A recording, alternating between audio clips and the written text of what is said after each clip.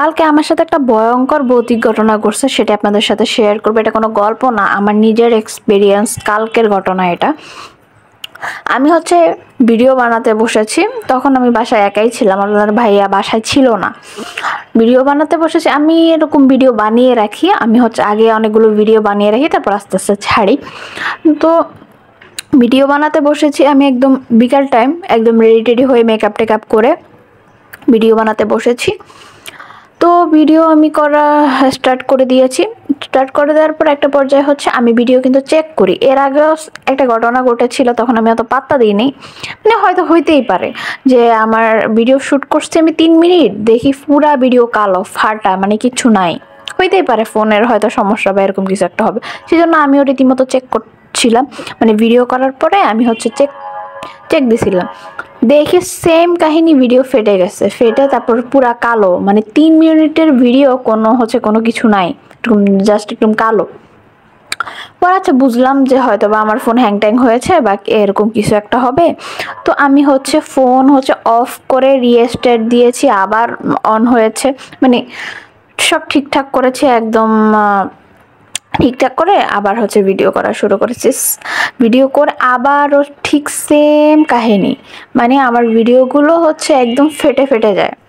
ফেটে কেমন একটা, কি বলবো, মানে আমার চেহারা কোনো দেখা যায় না, একটা কেমন মানে ফাটানো একটা স্কিনের মধ্যে জল জল করে, আর পুরাটা ব্ল্যাক এরকম। পরে আপনাদের ভাইয়া বাসায় আসলো, বাসায় আসার পরে তারা আমি এই ঘটনা বললাম যে এরকম এরকম আমি আজকে ভিডিও করতে পারতেছিলাম না, আমার ফোনে কি কোনো সমস্যা, একটু দেখবা। ও দেখলো, বলতেছে হয়তো এরকম হইতে পারে, মাঝে মধ্যে এরকম হয়। তো আমি বলছি আচ্ছা এক কাজ করি, তুমি তোমার ফোনটা আমাকে দাও, তোমার ফোন দিয়ে আমি শুট করি। তো পরে ওর ফোনটা আমাকে দিল, আমি জাস্ট 15 সেকেন্ড শুট করেছি ওর ফোন দিয়ে, সেম কাহিনী, সেম ব্ল্যাক। তারপরে আমি আবার আমার ফোন দিয়ে ট্রাই করেছি, আবারও সেম একই কাহিনী। তখন কিন্তু মাগরিবের আজান দেয় নাই তখনও, মানে এরকম মাগরিবের আজান দেয়নি। তারপরে আমি এবার আমার আরেকটা ফোন ছিল, ওটা বের করেছি, ওটা বের করে আমি ভিডিও করেছি, সেখানেও সেম অবস্থা। বুঝলাম না। পরে আপনাদের ভাইয়া কি করলো, আমার ফোন থেকে সে ভিডিও করলো, তার কিন্তু ভিডিও ঠিক আছে, তার ফোন দিয়েও করছে, তার ভিডিওগুলো কিন্তু ফাটেনি, কিচ্ছু হয়নি, তার চেহারা ঠিকঠাক মতো সুন্দর এসেছে। কিন্তু আমার সাথে কেন এই ঘটনা আমি বুঝতেই পারলাম না। আপনাদের ভাই একটু গাবড়ে গেছিল, পরে কি করব বুঝতেছি না, মানে এরকম বারবার ট্রাই করতেছি, সেম অবস্থা। পরে আমি আম্মুকে ফোন দিলাম, আম্মুকে ফোন দেওয়ার পরে আম্মু বলতেছে তুমি কি ভয় পাইছো, এক কাজ করো, ওই যে লোহার মধ্যে বটি বা দায়ের মধ্যে বা চুড়ির মধ্যে একটু লবণ দিয়ে পোড়ায়া তুমি লবণটা খাও, দেখবা ঠিক হয়ে যাবে। পরে আমি বললাম কেন, আমি তো ভয় পাইনি। আম্মু এটা বলার পর আপনাদের ভাইয়া বলতেছে করো করো, খাও, সমস্যা নেই। ও আমাকে বলতেছে যে তুমি লবণ পোড়া একটু খাও, মুখে দাও, হয়তো, মানে ও কিন্তু ভয় পেতেছিল, কিন্তু আমাকে কিছুই বলতেছিল না, আমাকে নিয়ে ভয় পাচ্ছিল। ও আবার ভূত পেতে এগুলা কখনোই ভয় পায় না।